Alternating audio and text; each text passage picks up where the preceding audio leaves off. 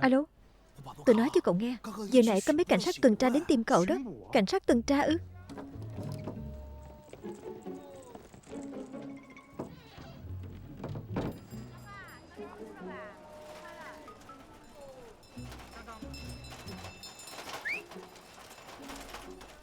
Chào buổi sáng Lộ tiên sinh. Chào buổi sáng. Dì Vương ơi.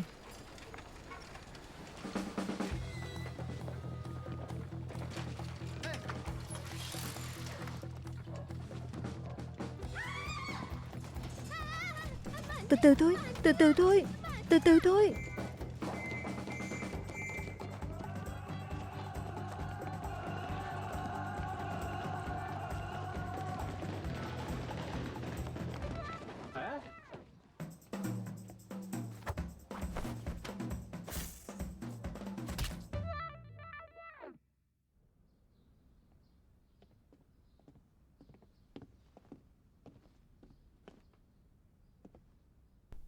Đại ca phải xưng hô danh thế nào? Kiều Sở Sinh, điều tra viên trưởng phòng điều tra tôi giới. Con trẻ như vậy đã làm tới điều tra viên trưởng rồi. Không phục, không phục. Đừng nhiều lời nữa. Từ giờ trở đi, mỗi một câu tôi hỏi anh phải thành thực trả lời ra đây. Nếu dám nói dối thì biết tay tôi đó. Không dám, không dám. Họ tên Lộ Nghiêu, bao nhiêu tuổi? 24. Nghề nghiệp là gì? Ở lì trong nhà, vớ vẩn. Giám đốc phòng cổ phiếu ngân hàng Sasun. Anh đã biết hết rồi còn hỏi tôi làm gì? Tốt nghiệp học viện Trinity College, Đại học Cambridge, hội trưởng hội Freemason Anh, bằng cử nhân kép về toán và y học cũng được đấy nhỉ. Còn cả luật nữa. Vì tôi lười bảo vệ luận án tốt nghiệp, nếu không thì cũng có 3 bằng học vị. Như vậy thì anh biết luật vẫn phạm pháp rồi. Câu này tôi nghe không hiểu lắm nha. Tôi đã phạm luật gì? Đừng giả bộ nữa. 9 giờ tối qua anh đã làm gì? Tối qua tôi uống say, chẳng nhớ được gì. Vớ vẩn. Đồ hung thủ giết người, đừng có mà không biết điều. Giết người? Tôi giết ai vậy? Trần Lão Lục đó. Ông ấy chết rồi sao? Sao lại chết thế? 9 giờ tối qua là lễ khánh thành nhà mới của doanh nhân nổi tiếng Thượng Hải Nhiếp Thành Giang. Theo các nhân chứng có mặt tại đó cho biết, vào lúc 8 giờ 45 phút, sau khi nạn nhân Trần Thu Sinh và 3 thuộc hạ vào hiện trường, lão đại từng xảy ra xung đột gay gắt danh.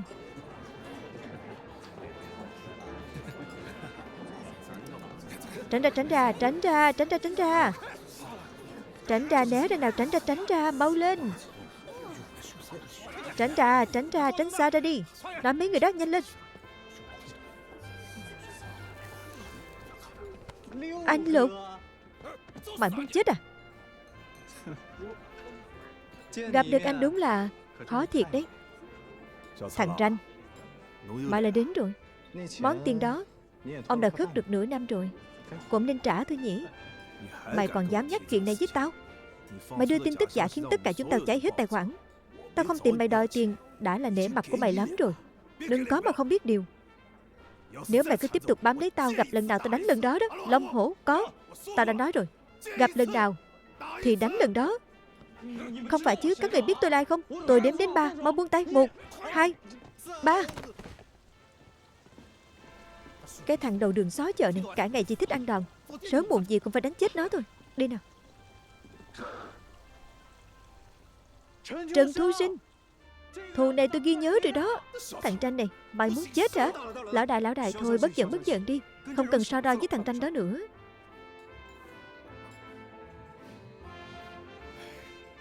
Rượu này mùi vị kiểu gì thế? Phải đậm hơn, gấp đôi.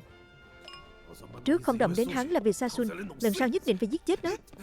Tránh ra, tránh ra.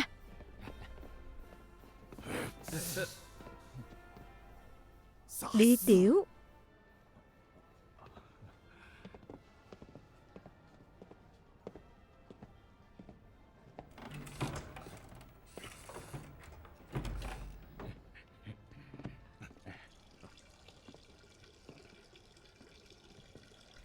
Gần đây giang hồ cũng không mấy yên bình. Hai cậu là đàn em phải chú ý hơn một chút nữa. Nghe rõ chưa? Vâng, thư ký Hà.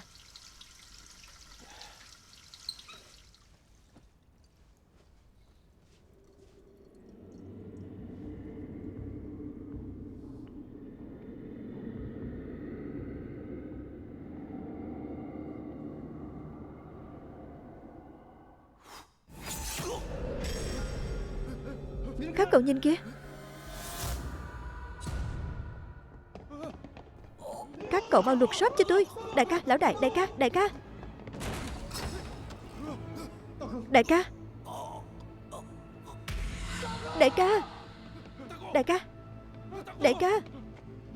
Đại ca. Anh Quân, làm gì có ai bên trong đâu chứ. Bên trong không có ai cả. Vừa nãy các cậu có nhìn thấy không? Trong gương nhô ra một con dao, đâm vào lão đại.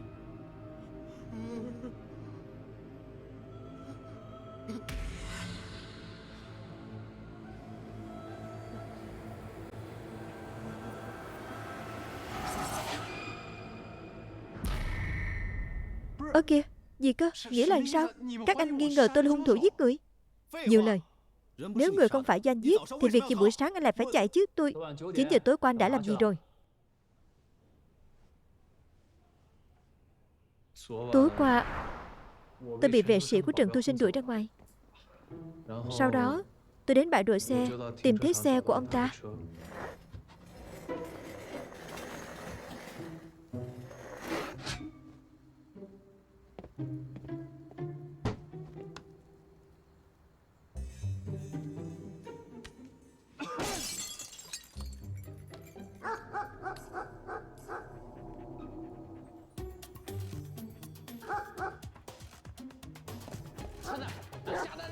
Xong rồi tôi về thôi à.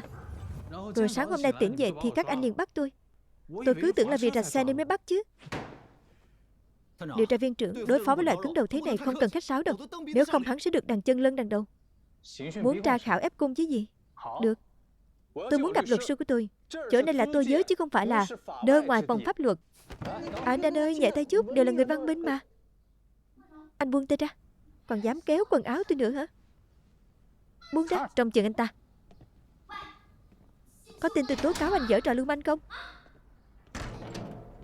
Là cô giở trò đấy chứ. Anh thử nói lần nữa coi. Bạch Ấu Ninh, làm cái gì vậy? Tìm anh đó.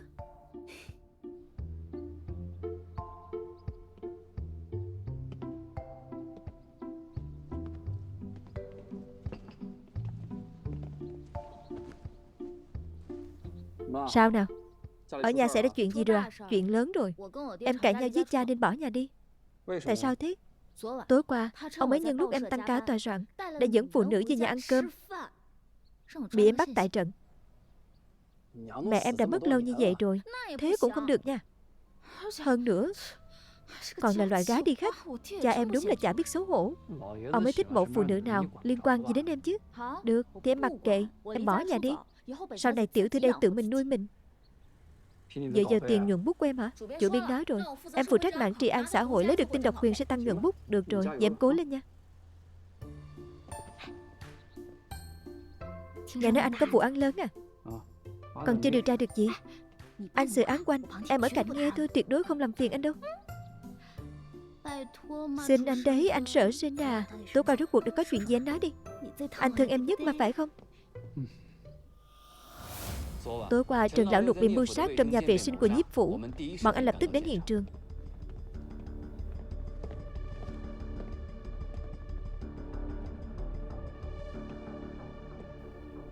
Đây là ai vậy?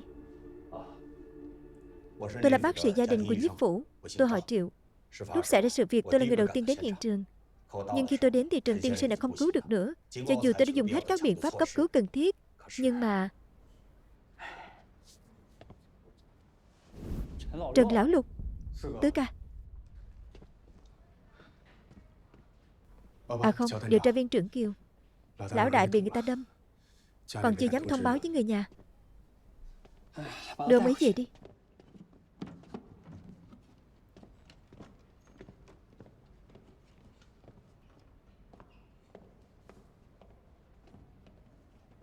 Chuyện này là thế nào vậy? Vào 9 giờ tối nay, lúc lão đại đi vệ sinh xong, trong lúc rửa tay thì đã bị người ta đâm. Mấy người không đi theo mấy à? Không phải. Lúc đó chúng tôi đứng ở ngoài cửa mà. Nhưng lão đại vẫn bị người ta đâm. Vẫn bị người ta đâm ư? Các anh làm ăn kiểu gì vậy? Hung thủ đâu? Cái gương. Là cái gương á. Ba người chúng tôi đã nhìn thấy. Trong gương nhô ra một con dao đâm lão đại. Sau khi xảy ra chuyện, chúng tôi đã kiểm tra tất cả các vách ngăn ở đây, nhưng không có ai cả. Chúng tôi có thể đảm bảo sau khi lão đại bị đâm, nơi này không hề có bất cứ ai ra vào cả.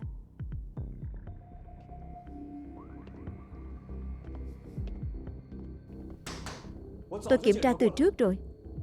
Loại vách ngăn này không thể có lớp kẹp ở giữa. Trong căn phòng này cũng không có cửa sổ. Mấy người chúng tôi vẫn luôn ở đây. Tuyệt đối không ai có thể ra ngoài.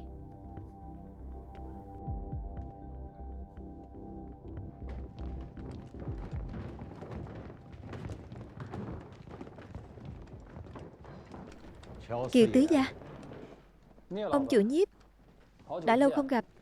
Nghe nói phòng điều tra trung ương có một điều tra viện trưởng mới đến. Tôi không ngờ là cậu. Tôi vừa mới đến, vẫn mong ông chỉ bảo thêm. Chỉ bảo thì tôi không dám. Trần lão lục chết ở nhà tôi, về sau truyền ra giang hồ thì không được hay cho lắm. Trong các vị khách đến đây tối nay có người nào đáng nghi không?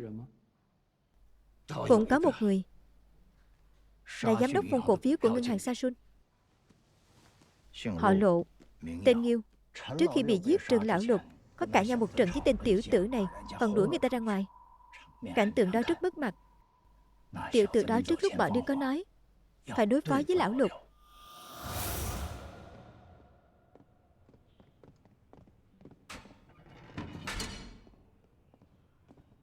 Ngồi tử tế đi.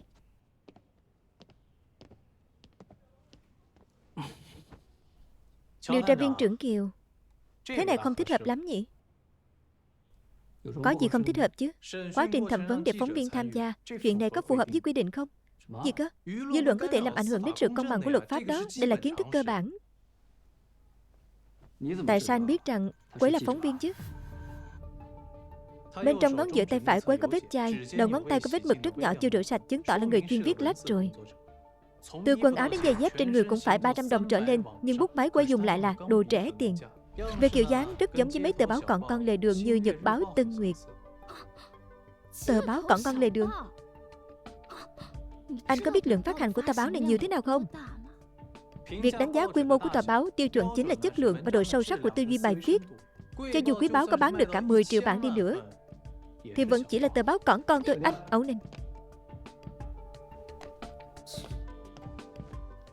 Kiểu tóc này của cô một lần uống cũng phải mất đến 10 mấy đồng đại dương. Nhưng trên tóc lại có mùi xà bông loại rẻ tiền mà mấy khách sạn nhỏ thường dùng, chứng tỏ tối qua cô không ngủ ở nhà. Còn đôi tấc chỉ lộn mặt trong rồi lại đi lại, chứng tỏ lúc đi vội vàng hành lý không kịp thu dọn. Là con gái nhà giàu cãi nhau với người nhà nên bỏ nhà ra đi. Anh còn nhìn ra điều gì nữa? Chắc anh vừa mới làm điều tra viên trưởng nhỉ? Cái này cũng nhìn ra được sao?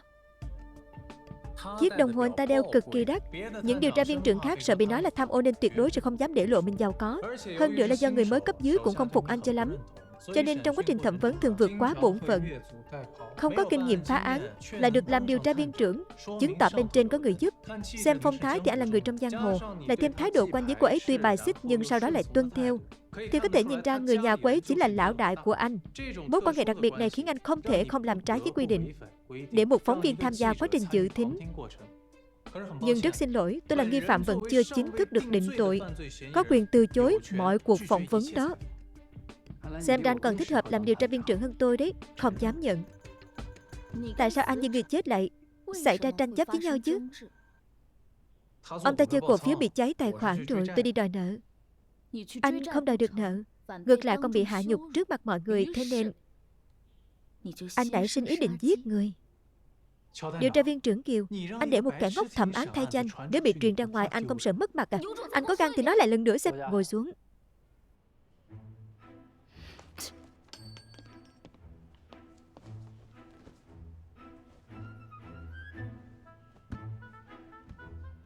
Điều tra viên trưởng Kiều, tôi giới và các vùng khác không giống nhau.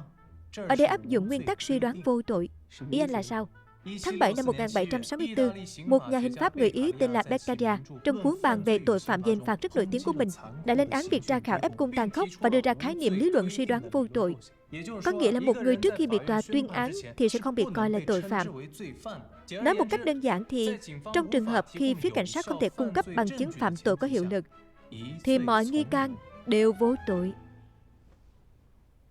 Đẩu, đi nhiếp phủ, gọi người trong xe đến đây để đối chiếu với khẩu cung của anh ta. Vâng.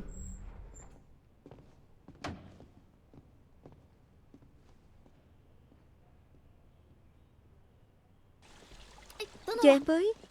Chờ em với mà. Anh muốn đi đâu? Anh đi đâu cũng phải cần báo cáo cho em sao? Có phải có manh mối gì rồi không? Không có. Anh, cậu đi trước đi. Âu Ninh, đây là vụ án đầu tiên mà anh xử lý. Ở bến Tuyền Hải từ trên xuống dưới có bao nhiêu con mắt đang nhắm vào anh đó. Nếu anh làm không tốt, lão gia cũng sẽ mất thể diện nữa. Chuyện này liên quan gì đến cha em đâu chứ. Vị trí điều tra viên trưởng này do lão gia bảo anh làm.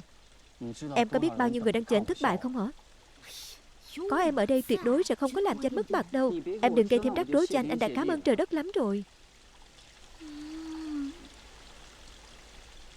Em hãy ngoan đi. Vụ án này có manh mối nào anh thông báo cho em đầu tiên đó, được không? Anh yên tâm, nếu có manh mối em cũng thông báo lập tức cho anh.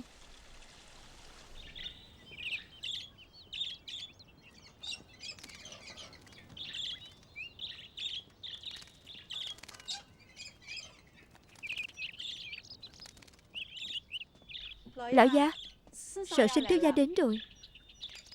Tôi biết rồi.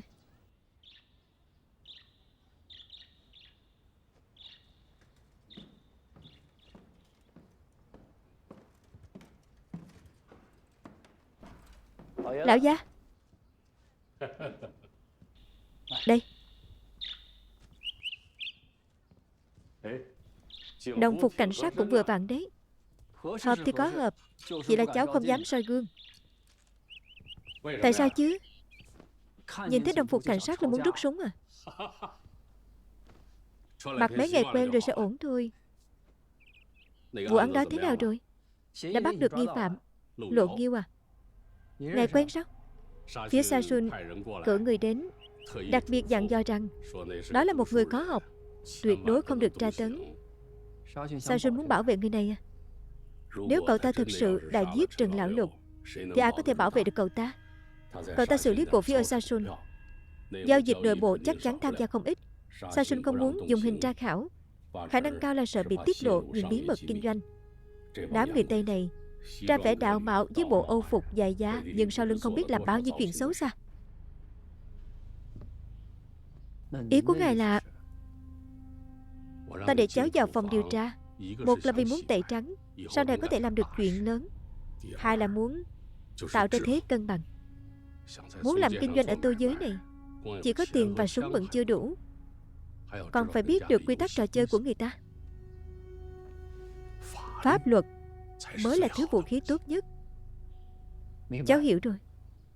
Lần này tôi đến chủ yếu là vì muốn tìm hiểu về tình hình của Lộ Nghiêu. Con người Lộ Nghiêu thì bình thường trông có vẻ hào hoa phong nhã, thực tế thì sao? Là một kẻ mặt người dạ thú. Còn người hắn chỉ biết đến tiền, vì tiền có thể bắn đến tất cả, bao gồm cả bạn bè và lương tâm. Tôi công nhận hắn là một thiên tài. Chơi bài đánh cờ không hề có đối thủ, phân tích tình hình cổ phiếu căn bản chưa từng sai sót. Chỉ trong vòng nửa năm ngắn ngủi, hắn có thể từ một tên thực tập leo thẳng lên làm tổng giám đốc của phòng cổ phiếu. Nhưng cũng vì thế hắn không ngại đắc tội với tất cả mọi người. Vậy anh có cảm thấy anh ta có khả năng giết người không? Có. Nhưng nếu hắn muốn làm chuyện này thì chắc sẽ không bị bắt đâu. Vậy anh ta có người thân nào khác ở Thượng Hải này không? Chắc là không có. Bạn gái thì sao? Một tên cầm thú ích kỷ chỉ yêu bản thân mình, làm sao có thể có tình yêu chia sẻ cho ai chứ? Em đã lần lượt phỏng vấn mấy đồng nghiệp, mọi người đều có cách nói gần giống nhau. Người anh em này quan hệ xã hội tệ thật đấy. Vậy anh cảm thấy anh ta có thể nào là hung thủ được không? Không phải. Tại sao? Từ nhỏ đến lớn anh đã gặp đủ thể loại người trong giang hồ. Nếu trong lòng có sát khí, đôi mắt không che giấu được đâu. Cái tên Lộ Nghiêu đó không dám đâu.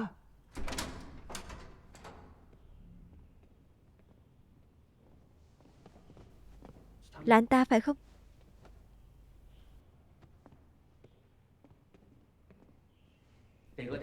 Đúng rồi. Tối qua chính là hắn, chính là thằng nhóc khốn kiếp này đó.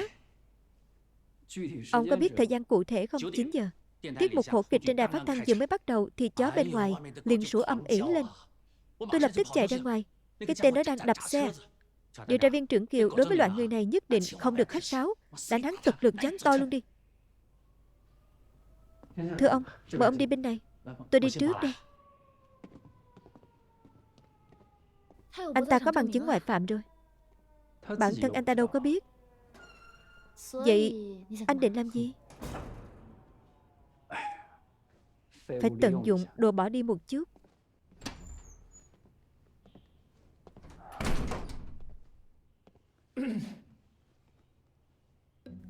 Người trong xe đã đến rồi. Người ta bảo sao?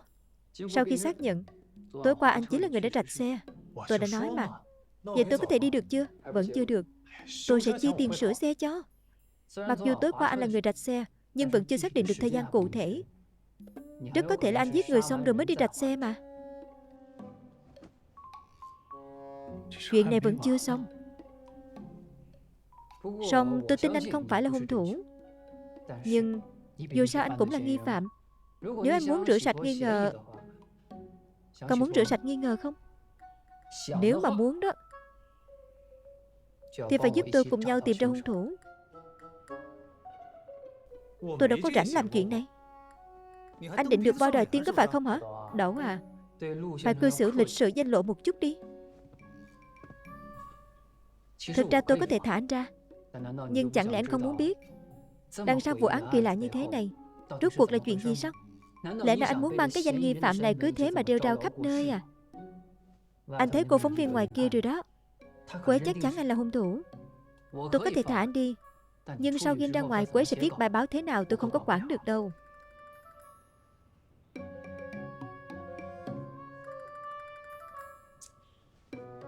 Tôi phải đến hiện trường xảy ra vụ án. Bây giờ thì sao? Nếu không thì sao? Còn muốn giữ tôi là ăn cơm hả? Đấu, chuẩn bị xe.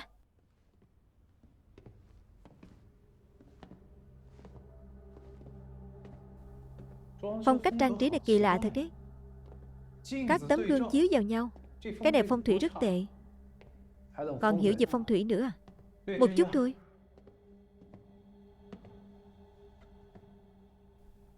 Anh tin có người chui từ trong gương ra hả? Không tin, nhưng cũng không có cách giải thích nào hợp lý hơn. Sau khi vụ án xảy ra, ngoài nạn nhân và 3 vệ sĩ, không hề có bất cứ ai vào ra ở đây nữa. Cũng đã so sánh với bản vẽ kiến trúc rồi. Không có bất cứ chỗ nào có thể ẩn mình đi.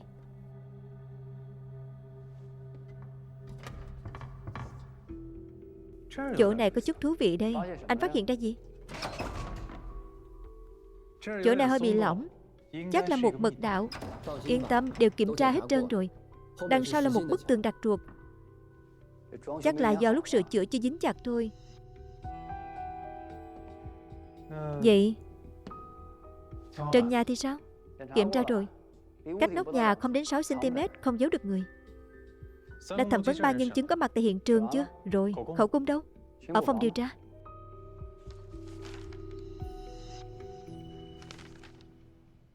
Hai vệ sĩ, một thư ký cùng lúc chứng kiến ông ta bị giết. Đúng vậy. Vệ sĩ nói đầu tiên là nhìn thấy có người rút dao giết người trong gương. Đợi đến lúc họ xông vào đã không thấy người đâu. Vậy thì ở một nơi như thế này chỉ trong vài giây ngắn ngủi, hung thủ không thể ẩn mình kịp được. Có khi nào 3 người bọn họ thông đồng với nhau bịa đặt khẩu cung không? Có thể chứ. Sao cô lại đến đây? Liên quan gì đến anh chưa? Phòng điều tra nhà anh mở hả? Tôi...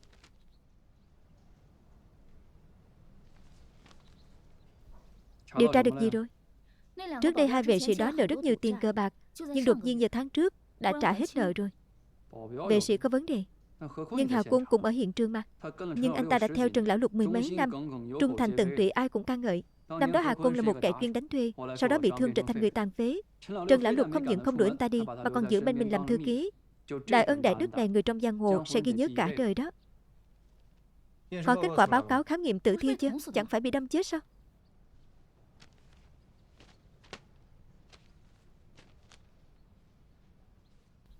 Làm ăn cẩu thả quá rồi. Xét nghiệm máu, xét nghiệm nước tiểu, kiểm tra toàn bộ các chỉ số một lượt. Anh, cùng tôi đến Nhiếp Phủ một chuyến. Để làm gì? Hung thủ giết người ở ngay nhà ông ta. Là chủ nhà mà không bị điều tra thì vô lý quá trời. Nhanh lên, chuẩn bị xe đi. Anh, Sao anh phải nghe lời anh ta sai khiến? Anh có được chọn sao? Sao lại thế này đây?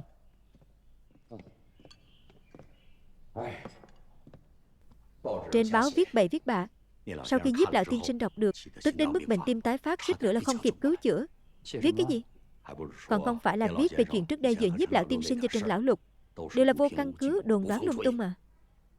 Hai người họ có khúc mắc sao? Chỗ ở mới này của Nhiếp tiên sinh trước đây là một ngôi làng. Ông ấy đã bỏ tiền giao cho Trần lão lục tiến hành giải phóng mặt bằng. Sau đó nghe nói còn có người chết nữa. Trên báo nói đây là báo ứng. Lúc đó anh là người đầu tiên đến hiện trường phải không? Đúng vậy. Người vệ sĩ đó gào thét cứu bạn khắp cả căn nhà. Tôi là người đầu tiên đến tầng 2. Lúc đó Trần lão lục đã nằm ở dưới đất rồi, mạch đã ngừng đập. Tôi nhìn thấy liền lập tức rút dao ra khỏi người ông ta, bịt vết thương lại, thực hiện ép ngực cho ông ấy. Nhưng mà vẫn không thể cứu nổi được tình hình.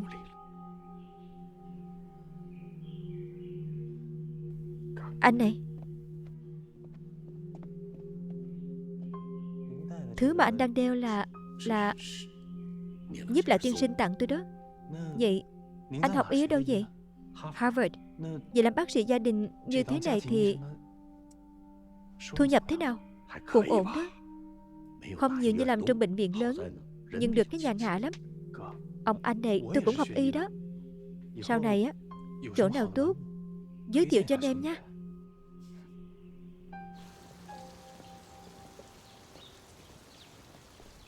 Anh nói xem, một bác sĩ gia đình sao mà đeo được chiếc đồng hồ đắt tiền vậy?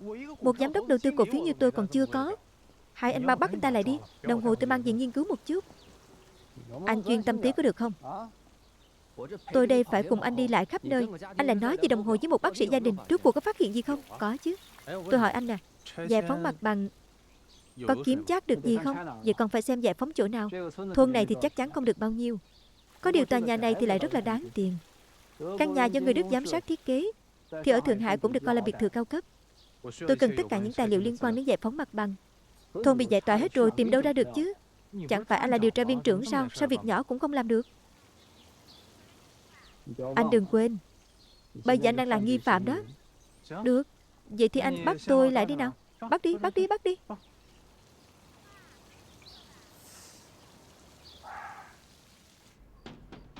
Có ai không? Mở cửa đi. Xin chào. Sao cô lại đến đây? Chung cư này quanh được đó nhỉ? Giá thuê có đắt không? Xin hỏi cô tìm tôi có việc gì không? Đương nhiên. Tin tức anh cần tôi đã nghe ngóng được rồi đó. Nhanh vậy sao? Tôi là một phóng viên mà. Chuyện nhỏ thôi. Khi ấy Trần lão lục phụ trách giải phóng mặt bằng. Đa phần người dân trong thôn đều bị ép chuyển đi hết. Chỉ còn sót lại một bà lão quá bụa. Đưa bao nhiêu tiền cũng không chịu chuyển đi. Sau đó Trần lão lục tức lên, nửa đêm ném pháo vào nhà của bà ấy. Bà cụ sợ quá lên cơn đau tim ngay tại chỗ và qua đời. Chuyện này nên khởi tố mới phải chứ. Người nhà bà ấy đều không ở bên cạnh. Ngay cả lúc nhận xác cũng không một ai. Mà này, sao lại cho rằng chuyện này có liên quan đến việc giải phóng mặt bằng vậy? Hung thủ đã chọn một cách thức gây án khó khăn nhất. Với trí thông minh như vậy thì việc giết Trần lão lục dễ như trở bàn tay. Nhưng hắn lại cố tình gây án ở Nhiếp phủ. Là vì sao chứ? Điều đó chứng tỏ hắn muốn kéo Nhiếp gia xuống nước. Có khi nào là do Nhiếp lão gia tự làm không? Trước đây hai người họ có qua lại làm ăn với nhau, ăn chia không đều. Cô chọn giết người ở ngay tại nhà mình, lại còn ngay trước mặt tất cả các nhân vật nổi tiếng ở Thượng Hải. Trí thông minh của cô kiểu gì vậy? Tốt nghiệp tiểu học chưa? Có chuyện này tôi chưa kịp nói cho anh biết. Chuyện tốt hay xấu? Người trong xe nhà Nhiếp Thành Giang hôm nay đã đến phòng điều tra bác bỏ khẩu cung đã khai trước đó rồi. Là ý gì? Chính là bằng chứng ngoại phạm của anh đã mất hiệu lực. Tại sao ta làm vậy? Chắc chắn có người sai khiến rồi. Đại ca này rốt cuộc anh đã đắc tội với bao nhiêu người vậy hả? Vậy nên là tôi khuyên anh nè, nên dùng chút hôn lợi đó của anh, mau chóng tìm cho ra manh mối đi.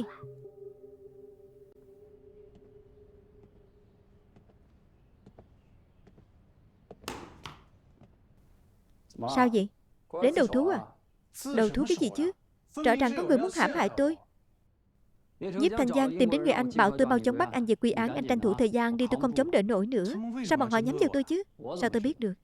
Lúc đầu cũng Long ta đưa manh mối hướng đến anh mà. Lẽ nào...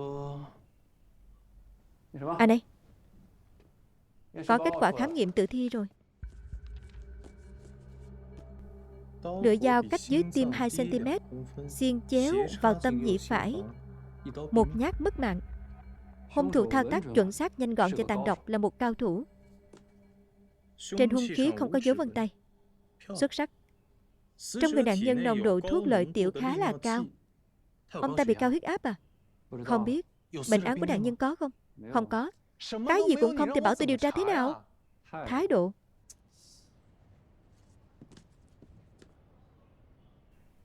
Trong người ông ta lại có cả hyoscyamin và atropine. Đó là gì?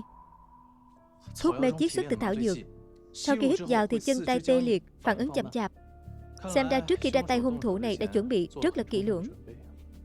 Bắt đầu điều tra từ những người bên cạnh ông ta đi. Chiếc đồng hồ này cũng có vấn đề. Đồng hồ có vấn đề gì? Đây là một chiếc Breguet tourbillon khảm kim cương. Nguyên bản chỗ khảm này lẽ ra toàn là kim cương, nhưng chiếc đồng hồ này đã bị người ta đánh tráo thành pha lê không đáng tiền. Giá cách nhau mấy chục lần đó. Người trong giang hồ mà rất là bình thường. Muốn tỏ ra giàu có mà tiền thì thiếu thôi. Tìm người đặt giúp tôi mấy tấm gương. Đặt gương làm gì?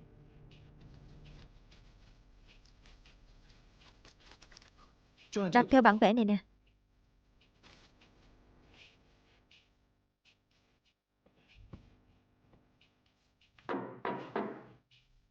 Tấm kính này hoàn hảo không tì vết. Kiểm tra lại đi.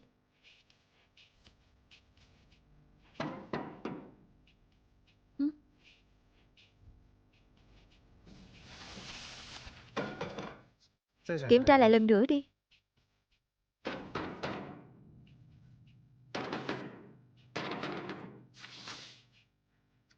Làm đi. Nhưng tôi còn thiếu một trợ thủ. Nhanh lên đi.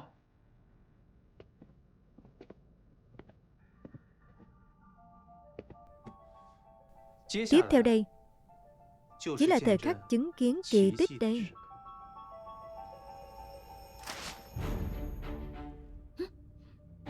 Chuyện này đừng vội, còn chưa hết đâu.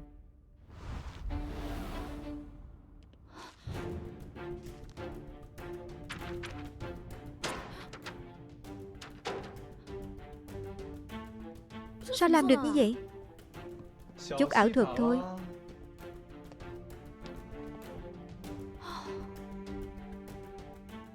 Tấm kính này có thể di chuyển lên xuống, đục một lỗ ở phía sau của mặt kính, sau đó sẽ giơ tay qua được, rồi lại di chuyển tấm gương phía trước về vị trí cũ. Nhìn vào thì giống như một tấm gương hoàn chỉnh của lúc đầu. Nhưng tôi có thấy anh cho về vị trí cũ đâu, vì tôi có một trợ thủ. Điều tra viên trưởng Kiều, anh vất vả rồi. Nhưng ở hiện trường tôi không phát hiện thấy bất cứ một thiết bị đặc biệt nào. Lúc đầu khi nghe đến chuyện có bàn tay thò ra từ trong gương, tôi đã nghĩ ngay đến cái này rồi. Sau đó khi tới hiện trường tôi mới phát hiện ra cách này không thể áp dụng được. Nhưng nguyên lý thì gần như cũng vậy. Thứ nhất, thủ thuật che mắt. Thứ hai, hiện trường chắc chắn là có người giúp đỡ. Hiện trường có 3 người. Chẳng phải đã thẩm vấn hết rồi sao? Chắc chắn đã bỏ sót chi tiết nào đó rồi. 3 người này phải thẩm vấn lại. Tôi đã nói với các anh bao nhiêu lần rồi. Lúc đó tôi ở ngoài cửa. Anh không nhìn thấy hắn biến mất thế nào sao? Anh hỏi tôi biết hỏi ai chứ? Chỗ đó có một gốc rễ. Đợi đến lúc chúng tôi xông vào đã không còn ai nữa. Còn gốc rễ sao các anh lại nhìn thấy hung thủ đâm chết Trần Tu Sinh? Gương đó. Trong phòng toàn là gương thôi. Tuy chúng tôi bị che khuất bởi gốc rễ, nhưng thông qua gương chiếu trên trần nhà, chúng tôi vẫn nhìn thấy. Trước khi các anh xông vào, khoảng thời gian trong điểm mù là bao lâu? Thực ra cũng không có điểm mù. Tuy tôi và Hổ phía sau, nhưng Hà Côn ở phía trước, anh ta có thể nhìn thấy. Đúng, không sai. Tôi tận mắt nhìn thấy. Trong chiếc gương đối diện lão đại thò ra một bàn tay đâm vào lão đại, sau đó rút bàn tay lại. Sợ chết khiếp. Thật là sợ chết khiếp. Ai mà biết phải làm sao. May mà có Hà Côn ở đó. Xem như anh ta còn bình tĩnh, bảo tôi mau chóng tìm người. Nhưng để đến lúc bác sĩ đến thì lão đại đã ngưng thở rồi. Anh nói xem, vệ sĩ chúng tôi đến lão đại cũng không bảo vệ nổi nữa. Anh nói xem chúng tôi phải làm sao đây chứ?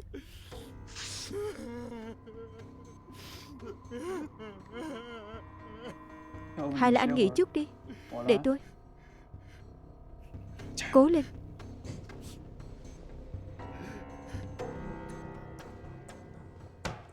Ý gì đây tứ ca? Yên tâm, làm theo thông lệ thôi. Hỏi xong sẽ thả người. Các anh nghi ngờ chúng tôi sẽ giết lão đại sao? Trần lão lục keo kiệt như vậy, hỏi ra là đánh mắng anh em, làm việc không quy tắc. Anh em thân cận đều bỏ đi hết rồi. Nếu tôi muốn giết ông ấy, cần phải đợi đến bây giờ à? Giết ông ta rồi chẳng phải anh sẽ được lên chức hay sao? Giết Bạch lão đại anh cũng được lên chức đó. Anh có làm gì không?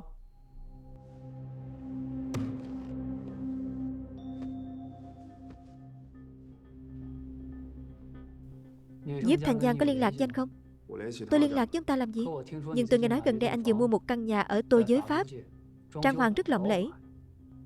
Nói đi, trả nợ tiền cờ bạc bằng cách nào? Nhờ cá độ chó thắng mà ra ấy mà. Trận nào, con nào, cược bao nhiêu thắng bao nhiêu? Tứ ca, tiền mà loại người chúng tôi kiếm được không tiện nói ra. Anh biết mà.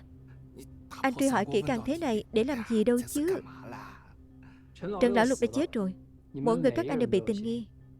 Nếu mà không khai báo rõ ràng ra, đừng ai mong rời khỏi nơi đây. Ơ kìa, tứ ca. Tứ ca. Ơ kìa, đang làm cái gì vậy?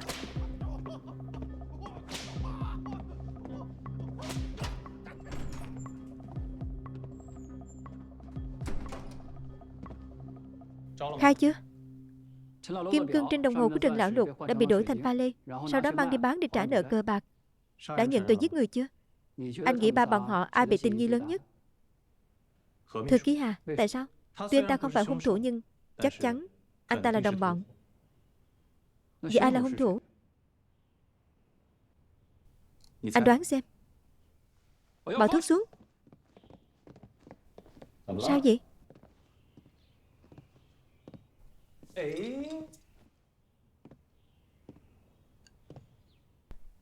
Đương quy, ma hoàng, bán biên liên. Những thứ này là đều đại kỵ với bệnh tim. Bác sĩ Triệu, anh đang muốn lấy độc trị độc à? Cái này, Tiểu Triệu, chuyện này là sao? Loại thuốc này uống thêm vài bữa nữa là ông lên trời luôn. Nhiếp lão tiên sinh, ông đừng nghe bọn họ nói linh tinh. Thuốc này của tôi chắc chắn có hiệu quả đặc biệt đối với bệnh của ông đó. Muốn giết người tốn nhiều công sức thế này làm gì? Tìm cơ hội trực tiếp đâm một nhát có phải nhẹ nhàng hơn không chứ? Lộ tiên sinh này, anh nói vậy có nghĩa đang nghi ngờ tôi giết Trần lão lục đây, có đúng không vậy? Đương nhiên rồi, dựa vào đâu chứ? Đầu tiên, lần trước lúc gặp tôi anh đã nói, lúc đó Trần lão lục đã nằm dưới đất rồi, mạch đã ngừng đập rồi. Tôi nhìn thấy liền lập tức rút dao ra khỏi người ông ta, bịt lại vết thương, thực hiện ép ngực cho mấy. Anh tốt nghiệp Harvard, từng được đào tạo bởi nền giáo dục y học tiên tiến. Trong tình huống đó rút dao đồng nghĩa với mất máu, anh không thể không biết. Tôi chủ yếu nghiên cứu về khoa da liễu. Lần đầu nhìn thấy máu, tôi mới nhất thời hoảng loạn không kịp suy nghĩ, mới áp dụng cách cấp cứu không có thích hợp. Đây đúng là sai lầm của tôi. Cùng tôi quay lại hiện trường vụ án đi. Tôi tái hiện lại ngay tại chỗ cho anh thấy.